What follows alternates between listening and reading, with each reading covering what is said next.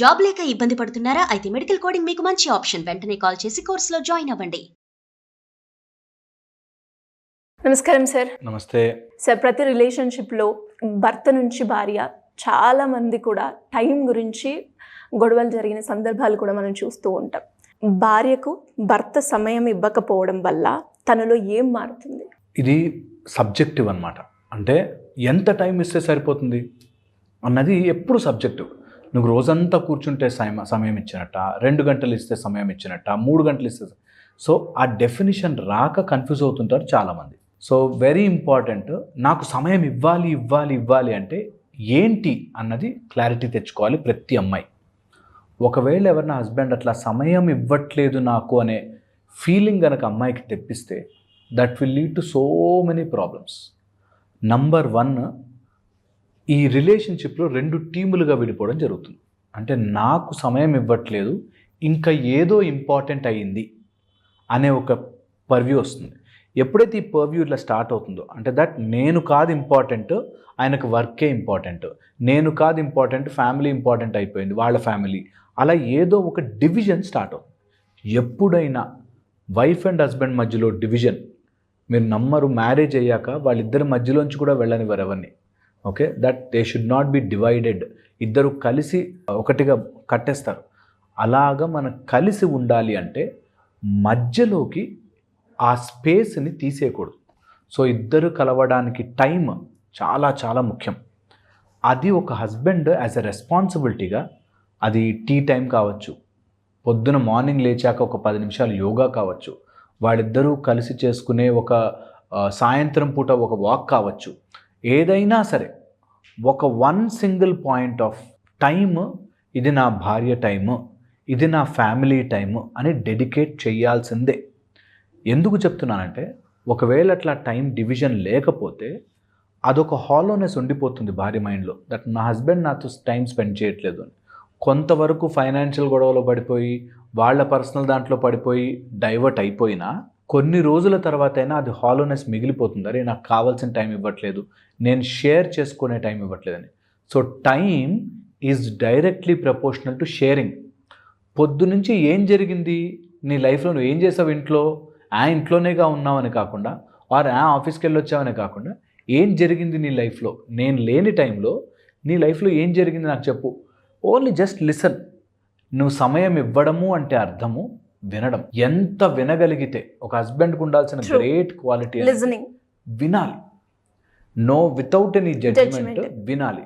ఎలా వినాలంటే, తన మైండ్లో ఇది చాలా ఇంపార్టెంట్ ఆస్పెక్ట్, నేను దానికి ఇంపార్టెన్స్ ఇవ్వాలి అనే వినడం రావాలి. అదే టైం ఇవ్వడం. అవును, అది ఎంత సిల్లీ విషయమైనా కావచ్చు, ఆఫీస్లో ఫైళ్ళ గురించి గొడవైనా కావచ్చు, లేకపోతే ఎవరైనా కొలీగ్ బిహేవ్ చేసిన సిల్లీ మిస్టేక్ కావచ్చు, ఏదైనా కావచ్చు, వితౌట్ జడ్జ్మెంట్.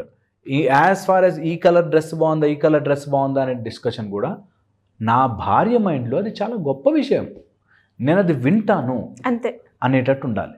నా లెవెల్కి ఆలోచించాలి. ఇవన్నీ చీప్ ఆలోచనలు, ఇవన్నీ తక్కువ ఆలోచనలు, వీటి వల్ల ఏమొస్తుంది అనేది ఎప్పుడు ఒక రిలేషన్షిప్లో రాకూడదు.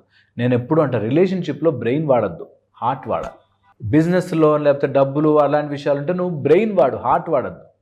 చాలా ఇంపార్టెంట్ రిలేషన్షిప్లో వినడం. First thing, listen to, most ఎంపథెటిక్గా, కంపాషనేట్గా వినడం. ఓకే. సెకండ్, ఒకవేళ సొల్యూషన్ చెప్పాలి అని అనిపిస్తే, ఓకే, ఇది నా సజెషన్ మాత్రమే అని చెప్పే వాడి దగ్గర ఎక్కువ సమయం కేటాయించినట్టుగా ఉంటుంది. సజెషనే, యూ షుడ్ నెవర్ ఇంపోజ్. ఎప్పుడైతే నీ భార్య మీద నువ్వు ఇలా చెయ్యి అని ఇంపోజ్ చేసావో, మీ ఇద్దరి మధ్యలో క్రాక్ స్టార్ట్ అయిపోయింది. అంతే. డబ్బు విషయంలోనూ కొన్ని రాంగ్ మిస్టేక్స్ జరుగుతుంటే ఇలా జరిగింది అని చెప్పడం చాలా important. There is a line. వీటన్నిటికీ ఒక్కొక్క గీతలాగా, first class, second class, third class లాగా ఒకసారి చెప్పావు, సెకండ్ టైం రెస్ట్రిక్ట్ చేసాం, థర్డ్ టైము దాన్ని యాక్సెస్ చేయకుండా లాక్ చేసాం. ఇది చాలా ఇంపార్టెంట్. చాలా ఫ్యామిలీలో జరిగేవి. దట్ నేను చెప్పానండి లాస్ట్ టైం పెట్టొద్దని, వినలేదు, అందుకని ఇంకా నేను ఇవ్వను అనే గొడవ స్టేజ్లోకి వెళ్ళిపోతావు. దానికి కూడా ఒక మెథడ్ ఉంటుంది, slowly to get that into process. అదొకటి.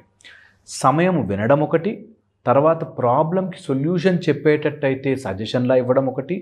థర్డ్ మోస్ట్ ఇంపార్టెంట్, ఈ ఏ డిస్కషన్లోనూ నేనెంత గొప్పవాడినో తెలుసా, నేనెంత కరెక్ట్గా ఉన్నానో తెలుసా అనే ఫీలింగ్ భార్యకి రానివ్వకూడదు ఎప్పుడు. That's a nice art, subtle art అది. దట్ అబ్బా నేను లేకపోయినా కూడా నువ్వు ఎంత బాగా చూసుకుంటున్నావు ఫ్యామిలీని, నువ్వు ఎంత బాగా నడుపుతున్నావు ఫ్యామిలీని, I'm so proud of you అనే ఒక చిన్న పొగడ్త భార్య నువ్వు 100 రోజులు చెప్పిన మాటలన్నీ విన్నట్టుగా ఫీల్ అవుతుంది.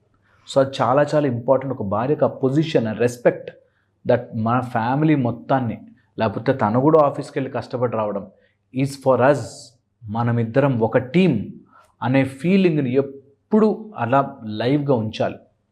And most important and compulsory important, వండుకుని తినగలిగితే, అంటే వాళ్ళిద్దరూ కూర్చుని కాసేపు టైం స్పెండ్ చేస్తూ తినగలిగితే, ఫుడ్ భార్య వండిందన్నా, వీళ్ళు వంట చేశానా, భర్త చేశానా సరే, ఆ ఫుడ్ దగ్గర చాలా మంచి టైం స్పెండ్ చేయొచ్చు. చాలామందికి తెలియనిది, it's a very good lesson.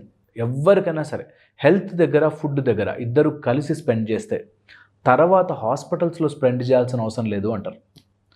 And ఎప్పుడైనా భార్యతో టైం స్పెండ్ చేసేది ఉంటే keep your phones aside, full focus, full attention ఒక భర్త భార్యకి ఇవ్వాలి.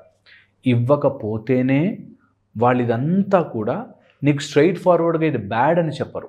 స్ట్రైట్ ఫార్వర్డ్గా వాళ్ళు they will go into some kind of mood స్వింగ్స్లోకి వెళ్ళి ప్రతి దాన్ని ప్రాబ్లంగా చూడడం స్టార్ట్ చేస్తారు. సో అక్కడ వచ్చే చిన్న డిస్టర్బెన్స్, దట్ సమయం ఇవ్వట్లేదు, నా బాధ చెప్పుకునే వాళ్ళు లేరు, నా మాట చెప్పుకునే అర్థం చేసుకునే వాళ్ళు లేరు అని రాగానే frustration, depression, worried, mood disorders, mood swings ఇలా వచ్చి హెల్త్ మీద ఎఫెక్ట్ చూపిస్తుంది. హెల్త్ మీద ఎఫెక్ట్ రాగానే పిల్లల మీద ఎఫెక్ట్ వస్తుంది, పిల్లల మీద ఎఫెక్ట్ రాగానే నీ ఫ్యామిలీ మీద ఎఫెక్ట్ వస్తుంది. హెల్త్ బాగాలేక, పిల్లలు బాగాలేక ఉంటే నీ తల్లిదండ్రులు కూడా బాగా చూసుకోదు. సో తల్లిదండ్రులతో ప్రాబ్లం అవుతుంది, ఎంటైర్ ఫ్యామిలీ స్ట్రక్చర్ డ్యామేజ్ అయిపోతుంది. సో ఇంత సైకిల్ జరుగుతుంది. కేవలం 10 minutes మంచి కూర్చొని నవ్వుతో హ్యాపీగా మాట్లాడో, 2 జోకులు వేసి హ్యాపీగా ఉంటే అన్నీ సెటిల్ అవుతాయి. ఓకే, ఇన్ని ప్రాబ్లమ్స్ సెటిల్ అవుతాయి. అండ్ ఎప్పుడైనా సరే ఒకవేళ అట్లా గ్యాప్ వచ్చింది అని అనిపిస్తే లీవ్ ఎవ్రీథింగ్ అసైడ్, నాకు ఏది ఇంపార్టెంట్ కాదు, యు ఆర్ ఇంపార్టెంట్ అని చెప్పగలిగితే తనే అంటుంది మీరు వెళ్ళి పని చేసుకొని పోండి. బికాస్ దట్ ఆ space, that I am important to my husband అనే ఒక ఫీలింగ్ ఉంటే ఏ అమ్మాయి అయినా సరే చాలా కోఆపరేటివ్గా, చాలా హెల్ప్ఫుల్గా ఉంటుంది. సో అది కొందరికి ఎక్స్ప్రెస్ చేయలేక నా టైం అని అడుగుతూ ఉంటారు, ఇంకొందరికి వినే నా కంప్లీట్ నేను ఏదైతే అనుకుంటున్నానో అదంతా షేర్ చేసినాక నాకు మీరు అవసరం లేదు కదా, మీ వర్క్ మీరు చేసుకుంటే సరిపోతుంది కదా.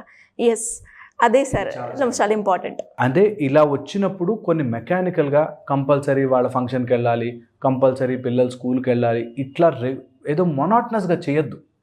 ఏ పనైనా సరే బలవంతంగా స్కూల్కి వెళ్ళి వచ్చేసాను, నా పని అయిపోయింది, నేను ఇంత మాట్లాడేసాను, అయిపోయింది అని బలవంతంగా ఇంపార్టెంట్ నీ తర్వాతనే ఎవరైనా అని ట్రూత్ఫుల్గా, హార్ట్ఫుల్గా బయటకు వస్తే ఆ ఫీలింగ్ బాగుంటుంది. మీకు కూడా చాలా తెలియని ఆక్సిటోసిన్స్ రిలీజ్ అవుతాయి బాడీలో, ఒక తెలియని హ్యాపీ హార్మోన్స్ రిలీజ్ అవుతాయి బాడీ. సో కంపల్సరీగా from the heart give your time.